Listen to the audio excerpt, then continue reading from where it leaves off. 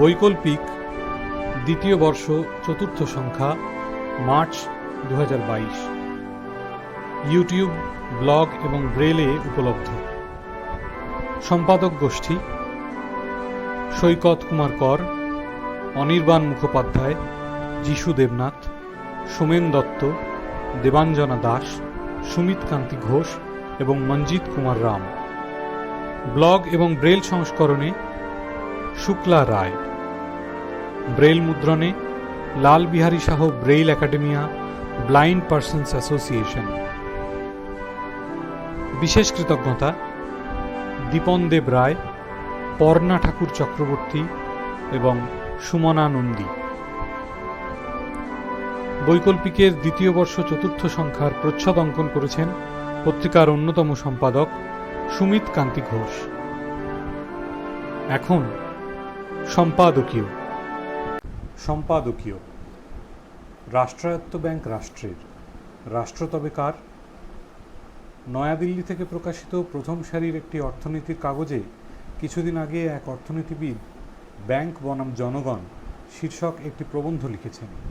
এই প্রবন্ধে লেখক রিজার্ভ ব্যাংক অফ ইন্ডিয়ার সাম্প্রতিকতম কিছু নির্দেশ ও সার্কুলারকে ভিত্তি করে দেখিয়েছেন, যদি জনগণের সাথে ব্যাংকের স্বার্থের সংঘাতের পরিস্থিতি দেখা দেয়, তাহলে আরবিআই এর মতামত কী হতে পারে। এই সম্পর্কে কিছু যুক্তিনির্ভর অনুমান পাঠকের সামনে তিনি রেখেছেন। লেখকের মতে, অর্থনীতির নিয়ামক সংস্থা হিসাবে আরবিআই ব্যাংক ও জনগণ উভয়ের স্বার্থই যাতে ক্ষুণ্ণ না হয়, সেই জন্য মোটামুটি একটা মধ্যবর্তী অবস্থান গ্রহণ করবেন, যাকে বলা চলে ব্যালেন্সিং অ্যাটিটিউড। এই অবসরে স্বভাবতই একটা প্রশ্ন জাগে, ভারত একটি জনকল্যাণকামী রাষ্ট্র, জনগণ তথা সামাজিক স্বার্থই এদেশে অগ্রাধিকার পাওয়ার কথা। আবার ব্যাংকিং ক্ষেত্রে সিংহভাগই নিয়ন্ত্রণ করে সরকারি মালিকানাধীন ব্যাংক। যেগুলি ব্যক্তিগত মালিকানাধীন ব্যাংক, সেগুলিকেও আরবিআই সহ বিভিন্ন সংস্থার নজরদারির মধ্যেই কাজ করতে হয়। আর তথাকথিত বৃহত্তম গণতন্ত্রের সরকারও জনগণের ভোটেই নির্বাচিত হয়ে থাকে। তবুও বর্তমান ভারতে এমন পরিস্থিতি কিভাবে উৎপন্ন হতে পারে, যাতে ব্যাংক ও আমানতকারী একেবারে মুখোমুখি দাঁড়িয়ে একে অপরের দিকে আঙুল তুলছে? অভিযোগটা একেবারে মিথ্যে নয়। গত এক দশকের পরিসংখ্যান বলছে, ক্রমশ স্বল্প সঞ্চয় প্রকল্পে মানুষের টাকা জমানোর পরিমাণ কমছে। কোভিড পরবর্তী বছরগুলিতেও সেই একই প্রবণতা। ব্যাংকের সেভিংস অ্যাকাউন্ট, এমনকি ফিক্সড ডিপোজিটের সুদের পরিমাণ ক্রমাগত হ্রাস পাওয়ায় মানুষ ব্যাংকে যেতে আরও নিরুৎসাহিত হচ্ছে। ফলে পশ্চিমবঙ্গের সারদা কিংবা অন্ধ্র বা উড়িষ্যার চিটফান্ড কেলেঙ্কারি সত্ত্বেও স্মল ফাইন্যান্সিং সংস্থাগুলো তাদের কর্মতৎপরতা ঠিকই চালিয়ে যাচ্ছে। প্রধানমন্ত্রী জনধন যোজনা এই পরিস্থিতিতে একটা সদর্থক ভূমিকা পালন করতে পারত, কিন্তু তাও সুদূর করা হতো। যাক, সে কথায় পরে আসা যাবে। মোট কথা, 2019 সালের শরৎকালে পাঞ্জাব ও মহারাষ্ট্রের কোঅপারেটিভ ব্যাংক এবং 2020 সালে ফেব্রুয়ারি-মার্চ নাগাদ ইয়েস ব্যাংকের পতন ভারতীয় ব্যাংকিং ব্যবস্থার হাড় জিরজিরে চেহারাটাকে বেআব্রু করে দিয়েছে। পি চিদম্বরম সহ পূর্ববর্তী ইউপিএ সরকারের দিগ্গজ অর্থনীতি বিশারদেরা বর্তমান সরকারের অদূরদর্শী অর্থনৈতিক নীতিকেই এই জন্য দায়ী করবেন, এবং তাই করেছেনও। কিন্তু আমরা এই প্রশ্ন আদৌ করব না। সেই মৌলিক প্রশ্নটি আমরা উত্থাপন করব আবারও। আমরা সবিনয় জানতে চাই, একটি গণতান্ত্রিক দেশে, যে দেশের সংবিধানের প্রস্তাবনায় আবার সমাজতান্ত্রিক কথাটি আজও লেগে রয়েছে, সেই দেশে তাত্ত্বিকভাবে হলেও কি জনগণের বিরোধী কোনো দ্বিতীয় স্বার্থ স্বীকার করে একটি বিষম স্বার্থকে একই মানদণ্ডে বিচার করা সম্ভব? কিন্তু এখানেই তো শেষ না। ভারতের ব্যাংকগুলির বেশিরভাগই তো রাষ্ট্রায়ত্ত ব্যাংক। তবে তো রাষ্ট্রের ইচ্ছার প্রতিফলন ঘটাই সমীচীন তাদের কাজকর্মে। সংবিধানের সামাজিক ন্যায় প্রতিষ্ঠার অঙ্গীকার বাস্তবায়নে ব্যাংকগুলিরই তো অগ্রগামী সৈনিকের ভূমিকা পালন করার কথা। কিন্তু তাই কি হচ্ছে? এ প্রসঙ্গে অনেকে বলেন, যেহেতু এদেশে রোজগারের কোনো সমতা নেই, তাই জনগণের একটা অংশের আর রাষ্ট্র কর্তৃক রক্ষা কবচের প্রয়োজন নেই। অর্থাৎ মধ্যবিত্ত ও উচ্চবিত্ত শ্রেণী আর দরিদ্র জনসাধারণ কোনোভাবেই এক পর্যায়ে থাকতে পারেন না। কথাটার মধ্যে হয়তো কিছুটা সত্যও আছে, কিন্তু দুর্ভাগ্যবশত এদেশের অনেক প্রগতিশীল নাগরিকই এর অন্তর্নিহিত সমস্যাটির দিকটির প্রতি সচেতন নন। সমস্যাটি আপাতদৃষ্টিতে অতি তুচ্ছ, যদিও এর একটা তাৎপর্য আছে। আমাদের দেশের ব্যাংক বা নিয়ামক ব্যাংক জনগণ বলতে আসলে জনগণের একটা নির্দিষ্ট অংশকে বোঝাচ্ছে, যারা সামাজিকভাবে কিছুটা সুবিধাজনক অবস্থানে রয়েছেন এবং যাদের রোজগার একটা সচ্ছল জীবনযাপনের পক্ষে যথেষ্ট। যদিও জনগণ বা পিপল বলতে দেশের সাধারণ ব্র্যাকেটে জেনারেল মানুষকে বোঝায়, অর্থাৎ দেশের সব মানুষের স্বার্থের গড় বা অ্যাভারেজ স্বার্থকেই প্রকৃত প্রস্তাবে জনগণের স্বার্থ বলতে হবে। এটা এক ধরনের স্বেচ্ছাকৃত ভ্রান্তি, ঠিক যেমনটা আজকাল করদাতা বা কথায় কথায় ট্যাক্স পেয়ার কথায় আমরা ব্যবহার করি। সব নাগরিকই প্রত্যক্ষ বা পরোক্ষভাবে করদাতা।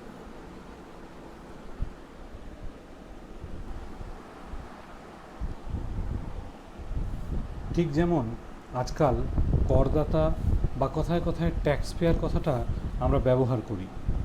সব নাগরিকই প্রত্যক্ষ বা পরোক্ষভাবে কর দিচ্ছেন, অথচ করদাতা বললে আমরা সকলেই অজান্তে আয়করদাতা ধরে নিই। অর্থাৎ পরিভাষার দুনিয়াতেই দেশের অর্থনৈতিকভাবে প্রান্তিক মানুষকে অপাংক্তেয় করে রাখা হয়েছে। একটাই কথা বলার জন্য এই দীর্ঘ গৌরচন্দ্রিকার প্রয়োজন। ব্যাংক হোক বা আরবিআই কিংবা সরকার, কেউই যারা ব্যাংকে টাকা রাখেন নিরাপত্তার জন্য, নিতান্ত দায়ে না পড়লে যারা ব্যাংক থেকে কর্য করার কথা চিন্তাও করেন না, ব্যাংকের সাথে ব্যবসায়িক সম্পর্ক তো দূরস্থ, ব্যাংকে যানই যারা দুরু দুরু বুকে, দেশের সেই সংখ্যাগরিষ্ঠ নিম্নবিত্ত বা নিম্ন মধ্যবিত্ত মানুষকে ধর্তব্যের মধ্যেই রাখেন না। আমাদের এই অভিযোগ মিথ্যা প্রমাণিত হলে ভারতবাসী হিসেবে আমরাই তো সবথেকে বেশি খুশি হতাম। ব্যাংকিং প্রতিষ্ঠান গড়ে ওঠে পুঁজির বিকাশের এক বিশেষ পর্যায়ে।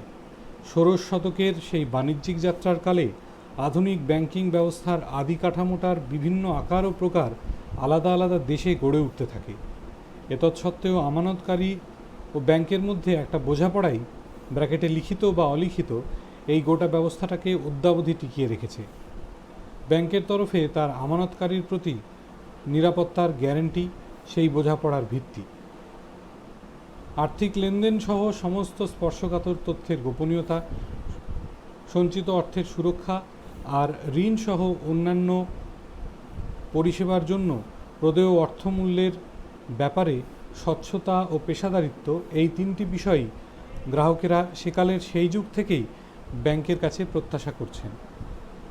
ব্যাংক ও তার আমানতকারীর পারস্পরিক বিশ্বাস ও ভরসা সেই ঐতিহাসিক সূত্রেই গাঁথা, যেটি ছিন্ন হলে সর্বনাশ। উদারীকরণের ক্রমবর্ধমান চাপের ফলে ব্যাংকগুলো বেশি বেশি করে বাণিজ্যিক লাভের দিকে ঝুঁকছে, ফলে সবচেয়ে বেশি অবহেলিত হচ্ছে তাদের সামাজিক দায়িত্ব। কাজেই পি চিদাম্বরম কিংবা মনমোহন সিং, যারাই এই উদারীকরণকে আমদানি করেছেন, তারা কেউই কণ্ঠীধারী বৈষ্ণব নন। 1969 সালে শ্রীমতী গান্ধীর ব্যাংক জাতীয়করণের সুবিধা সমাজের ধনী ও উচ্চ মধ্যবিত্ত শ্রেণীর গণ্ডি অতিক্রম করে গ্রামগঞ্জে ভারতের পিছিয়ে পড়া মানুষের অর্থনৈতিক বিকাশ ঘটাতে শোচনীয়ভাবে ব্যর্থ হয়েছে। অন্যদিকে সরকারি ব্যাংকগুলির ব্যাড লোনের পরিমাণ গত 7 বছরে দ্বিগুণ হয়েছে বলে আরবিআইয়ের একটি রিপোর্টে বলা হচ্ছে। ব্যাড লোন হলো কোনো ব্যাংক কর্তৃক প্রদত্ত সেই ধরনের সুদ যার গ্রহীতার ঋণ পরিশোধের ক্ষমতা নিয়ে সন্দেহ আছে। ব্যাংকিং পরিষেবায় একে বলা হয় নন পারফর্মিং অ্যাসেটস। বর্তমানে এসবিআইয়ের এই ধরনের ঋণের পরিমাণ সবচেয়ে বেশি, প্রায় 1,21,000 কোটি টাকা। 2014 সালের জুন মাসে যা ছিল 74,000 কোটি টাকা, 2022 সালের সেপ্টেম্বর মাসের মধ্যে ভারতের ব্যাংকগুলোর ব্যাড লোনের পরিমাণ বর্তমানের চেয়ে দ্বিগুণ হয়ে উঠবে বলে দ্য ফিনান্সিয়াল এক্সপ্রেস অনুমান করেছে। বলাই বাহুল্য, এই ঋণ গ্রহীতারা প্রত্যেকেই একজন পুঁজির কুমির। ব্যাংকগুলো তাদের এই অর্থ উদ্ধার করতে যে কোনো পন্থা অবলম্বন করছেন, আর সেগুলো যে সাধুজনোচিত নয় তা বলার অপেক্ষা রাখে না। একথা বললে অত্যুক্তি হবে না যে সাধারণ মানুষ আজকাল চোর ডাকাতের চেয়েও ব্যাংকগুলোকে বেশি ভয় পায়। ব্যাংকগুলো প্রতিদিন নিত্য নতুন কৌশল উদ্ভাবন করে চলেছে যাতে অ্যাকাউন্ট হোল্ডারদের টাকা কেটে নেওয়া যায়। তাদের এই সমস্ত কৌশলগুলোকে প্রকৃতি অনুসারে দুভাগে ভাগ করা যেতে পারে।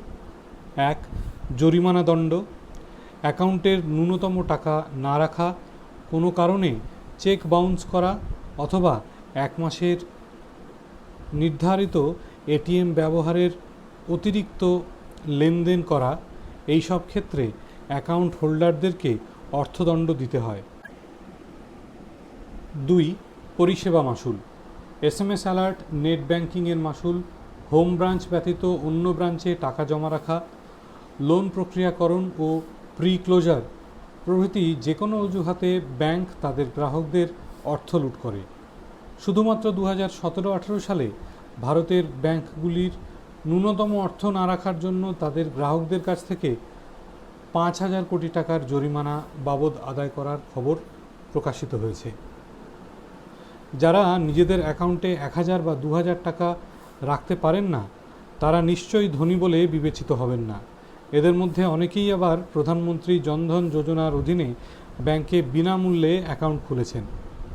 এখন সরকারি ডিরেক্ট বেনিফিট ট্রান্সফার এর মাধ্যমে সমস্ত সামাজিক পেনশন, ছাত্রবৃত্তি ও মনরেগার মতো প্রকল্পের বকেয়া অর্থ সরাসরি অ্যাকাউন্টে দিয়ে থাকে সরকার। এই সব সামাজিক প্রকল্পের সুবিধা যারা পান তারা সমাজের সবচেয়ে অসুরক্ষিত অংশ। এ কথা অস্বীকার করার উপায় নেই যে ব্যাংকের যাবতীয় জোর জুলুমে সব থেকে নাজুক হাল হয় এদেরই। বহু ক্ষেত্রে নানান অছিলায় এটিএম বা চেকবুকের মতো ঐচ্ছিক পরিষেবাগুলো জোর করে চাপিয়ে দেওয়া হচ্ছে। আর দুঃখের কথা, আমাদের রাষ্ট্রায়ত্ত ব্যাংকগুলোই এইসব করছে। কাগজমুক্ত পরিষেবা দেওয়ার নাম করে SBI এর কিছু কিছু ব্রাঞ্চ ডিপোজিট স্লিপ দেওয়া বন্ধ করে দিয়েছে। বদলে গ্রাহকদেরকে এটিএম ব্যবহার করতে বলছেন ব্যাংক কর্মীরা। যারা এটিএম ব্যবহারে স্বচ্ছন্দ নন তাদেরকে চেক ব্যবহার করার নিদান দেওয়া হচ্ছে। মজার কথা এই যে চেকবুকের জন্য প্রত্যেক গ্রাহককেই আগেই মূল্য চোকাতে হয়েছে। কাজেই দেখা যাচ্ছে জনগণ বলতে ব্যাংকগুলো এই শব্দটির সম্ভাব্য ব্যাপক অর্থকেই ধরেছেন, কিন্তু তারা নিজেদের স্বার্থে করছেন, যাতে নিম্নবিত্ত এবং নিম্ন মধ্যবিত্ত পরিবারের মানুষদের জন্য ব্যতিক্রমী ছাড় দিতে না হয়। একজন সাধারণ মধ্যবিত্ত তার কষ্টার্জিত টাকা ব্যাংকে রাখলে নিরাপদে থাকবে কেবলমাত্র এই বিশ্বাস থেকেই ব্যাংকে সেভিংস অ্যাকাউন্ট করেন। কিন্তু নেট ব্যাংকিংয়ের এই যুগে সবচেয়ে বেশি বিপন্ন গ্রাহকের অর্থের সেই নিরাপত্তার প্রশ্নটি। এটিএমের জাল নোট বা এটিএম কার্ডের পাসওয়ার্ড চুরি এতটাই আকছার ঘটছে যে আজকাল মানুষ আর সেগুলোকে বিশেষ একটা আমল দিচ্ছে না। আইন শৃঙ্খলার সমস্যার কথা বলে এতদিন ব্যাংকগুলো দায় ঝেড়ে ফেলছিল, কিন্তু গত কয়েক বছরে স্মার্টফোনের ইন্টারনেট নির্ভর জালিয়াত চক্রের এতটাই রমরমা হয়েছে যে স্মার্টফোন ব্যবহারকারী যাদের নম্বরে এটিএম কার্ড রয়েছে তারা প্রত্যেকেই অন্তত একবার না একবার কোনো না কোনোভাবে এই সব প্রতারণা চক্রের খপ্পরে পড়েছেন। বহু সাধারণ মধ্যবিত্ত পরিবারের এদের জন্য প্রায় পথে বসার জোগাড়। কখনো ব্যাংকের ম্যানেজার, আবার কখনো ব্যাংকের সেলস এক্সিকিউটিভের নাম করে এরা গ্রাহকদের বোকা বানাচ্ছে। এদের ছলের অভাব হয় না। কিন্তু প্রশ্ন হলো, এই সব প্রতারণা চক্রগুলো গ্রাহকদের ফোন নম্বর, ডেবিট কার্ড নম্বর বা এটিএম নম্বর, ব্যাংক কর্মীদের ব্যক্তিগত তথ্য পাচ্ছে কোথা থেকে? ব্যাংক নিরুত্তর। আয়কর বিভাগ, যাদের হাতে পার্মানেন্ট অ্যাকাউন্ট নম্বর বা প্যানের যাবতীয় তথ্য থাকে, তারাও নিরুত্তর। কেন্দ্রের অধীনস্থ UIDAI, যারা আধারের তথ্য ভাণ্ডার নিয়ন্ত্রণ করছেন, তারাও এ সম্পর্কে দায়মুক্ত। তাহলে বাকি থাকেন গ্রাহকরা নিজেরাই। সম্ভবত ব্যাংকগুলো সেই কথাই প্রকারান্তরে বুঝিয়ে দিতে চাইছে। অপরাধীদের দমন না করে ক্রমাগত গ্রাহকদের সচেতন করার মেসেজ পাঠিয়েই দায় সেরেছে সরকার। রাজ্য পুলিশের সাইবার সেলে অভিযোগ জানিয়েও বিশেষ কোনো ফল হয় না। কারণ একে তো রাজ্য পুলিশের হাত অত লম্বা নয়, তার উপরে রয়েছে হাজার প্রযুক্তিগত সমস্যা। আর আমাদের পোড়া রাজ্যের সব অজুহাতই যখন কেন্দ্র রাজ্য টানাপোড়েনের গঙ্গায় পরিশুদ্ধ রাজনীতি হয়ে যায়, তখন এটাই বা বাদ যায় কেন? কাজেই ঠক জোচ্চরদেরই এখন পোয়া বারো। আবার ফিরে আসি শুরুর সেই প্রশ্নে, ব্যাংকের কাজকর্মে কার ইচ্ছার প্রতিফলন ঘটছে? রাষ্ট্রীয় নিয়ম কানুনের বেড়াজালের মধ্যেই তো ব্যাংকে কাজ করতে হয়। কাজেই রাষ্ট্রের ইচ্ছার বিরুদ্ধে বা সম্মতি ব্যতীত কোনো কিছুই তার পক্ষে করা সম্ভব নয়। আবার রাষ্ট্রায়ত্ত ব্যাংকের মালিকানা তো সরাসরি থাকে রাষ্ট্রের হাতে। সরকার নির্ধারিত অতিরিক্ত দায়িত্ব পালন করতে হয় এদের।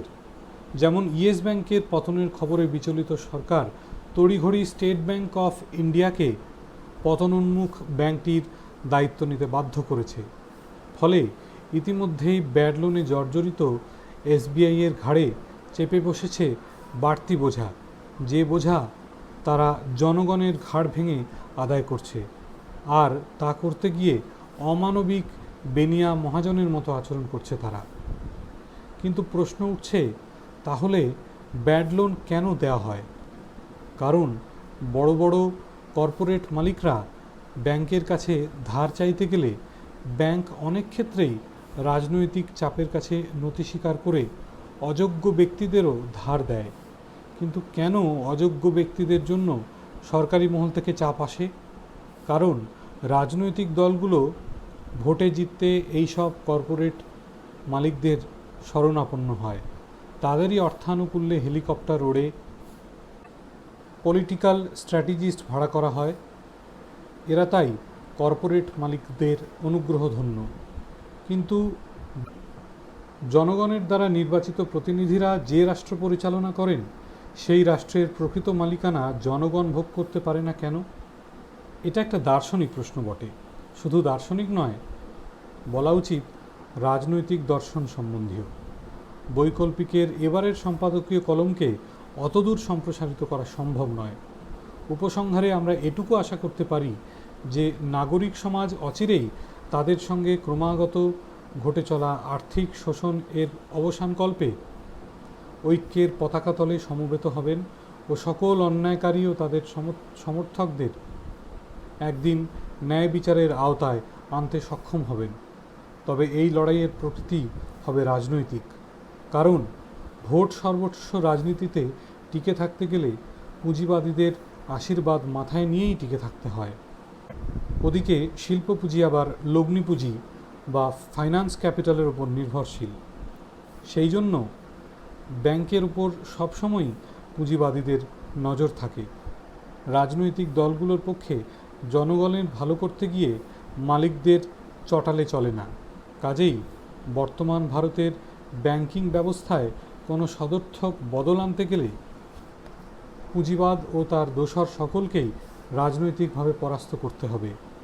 আর সেটা সম্ভব একমাত্র গণরাজনীতির পথেই।